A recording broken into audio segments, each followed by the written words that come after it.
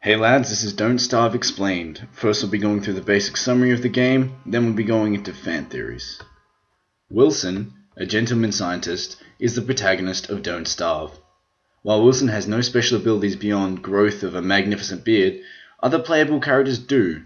A few examples follow. Willow, a fire starter, is immune to damage and can light objects on fire when she's nervous. A girl named Wendy receives visits from her twin sister Abigail when summoned. A strong man named Wolfgang has higher health and offensive capabilities and takes longer to starve. WX78 is an android who nonetheless needs to eat, sleep, and stay mentally stimulated, but does not become ill from spoiled food. The game's antagonist is named Maxwell. Maxwell is described as a puppet master who is dapper and frail in stature. He is part demon and transforms incrementally as his anger at the player increases over the 5 chapters of the adventure. He is the final unlockable character, obtained after completion of the story rather than with experience points.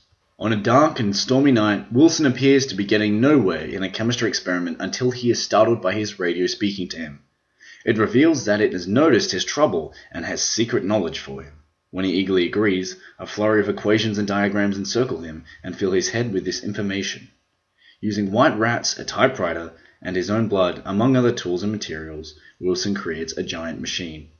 The radio commences work and tells him to pull the machine's switch. He hesitates, but at the radio's insistence, he does. The machine rattles violently, and a pair of ghostly arms whisk him into a different world while an apparition of Maxwell cackles. As the player wakes up each morning during the adventure mode, Maxwell appears over them and comments. At first he seems impressed at the player's hardiness. He then becomes irritated and urges the player to turn back. He offers the player a truce, but then becomes completely enraged. At the end of the adventure, the player reaches an island called Maxwell's Island, with a hall belonging to Maxwell. The player finds Maxwell trapped in a throne encircled by short stone pillars. The player is at first unable to free him, but finds a keyhole, as well as a key nearby. The player sets Maxwell free, but he turns into a skeleton and disintegrates as soon as he stands up. The ghostly arms from the trailer of the game then grab the player and ensnare them in the throne. An epilogue implies that the player will take on a villainous role similar to that of Maxwell's, using newfound powers given by the throne, but will nonetheless be trapped forever. Don't Starve, Hell Theory. The Maxwell at the end of the game is the same playable Maxwell. He remarks upon a number of things that he implies are his doing.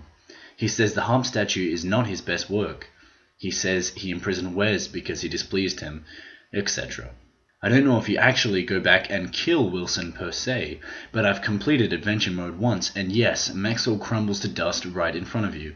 If you complete adventure mode again, your character just takes the place of the last person to complete adventure mode. There's a theory that the wilderness world is hell or purgatory. All the characters in the character select screen have flames in their background, and they all display some form of wickedness that would land them there. Wilson is a scientist depicted as performing experiments on helpless animals. Willow burns everything. Wendy killed her sister and in general is sadistic and cruel. The robot's empathy module is not detected. Wickerbottom's librarian was probably just overly mean or strict and probably enforced a no fun allowed policy. Maxwell lured many unsuspecting people to this world where they all died. Note the skeletons and the ending implying Wilson might do the same. Wes and Wolfgang are the only ones that don't make much immediate sense. Maybe Wolfgang was a bully and Wes is there because he's a damn dirty mime, and nobody likes mimes. So if the wilderness is hell, and Maxwell ends up there when he dies, it may imply the Nightmare Throne Room is some sort of dark world meta-hell, all in its own, where there is no escape except to be freed, to die and then go back to hell by default. Don't Starve, Chess Theory. Don't Starve is a metaphorical chess game. Them is considered to be one side, the player controlling Wilson, and the other side is a mysterious individual.